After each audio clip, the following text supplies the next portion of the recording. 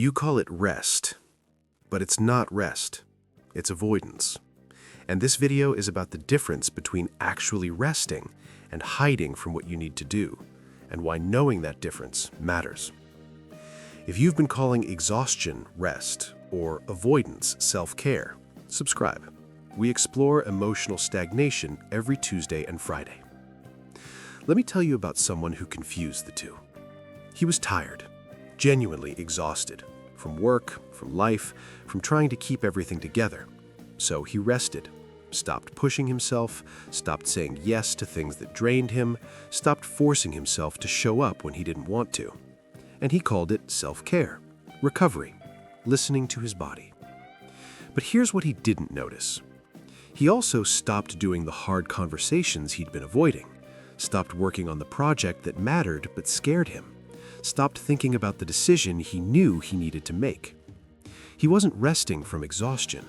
He was hiding from discomfort, and he had no idea.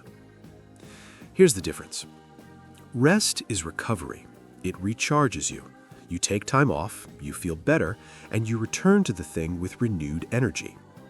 Hiding is escape. It numbs you. You take time off, you feel temporarily better, but you dread returning to the thing because nothing changed. Rest has a direction. You're stepping back to step forward stronger. Hiding has no direction. You're stepping back and hoping you never have to step forward. Rest feels productive even when you're doing nothing, because you're preparing. Hiding feels like you're wasting time even when you're busy, because you're procrastinating. And here's the hard part. They can look identical from the outside. You know you're hiding when you avoid it by staying busy with other things. Your calendar is full, but none of it is the thing that actually matters. You're productively procrastinating. Rest makes you feel guilty when you do it too long. Hiding makes you feel guilty the entire time, but you keep doing it anyway. You keep extending the break. Just one more day becomes one more week, one more month, because deep down you know that once the break ends, you'll have to face the thing. You feel worse after the break than before it. Rest recharges, hiding drains. And the worst sign? You're resting from things you actually enjoy, not because they tire you, but because they challenge you. We confuse them because they feel the same in the moment. Both involve stepping back. Both involve saying no to things. Both involve protecting your energy, but the motivation is different. Rest says, I need time to recover so I can return stronger. Hiding says, I need time away so I don't have to return at all. Rest is temporary by design. Hiding pretends to be temporary, but secretly hopes to be permanent. And here's why we lie to ourselves about it. Calling it rest makes it noble, self-care, boundaries, wellness. Calling it hiding makes it cowardice, avoidance, fear. So we rename it, and the renaming lets us hide longer without admitting what we're doing.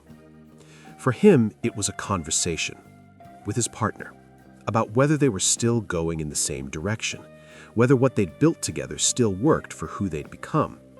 He'd been avoiding it for months, maybe a year. Every time he thought about bringing it up, he felt exhausted, drained just thinking about it. So he'd tell himself, not today, I need to rest first. And he did rest, took breaks, took care of himself, did all the self-care things.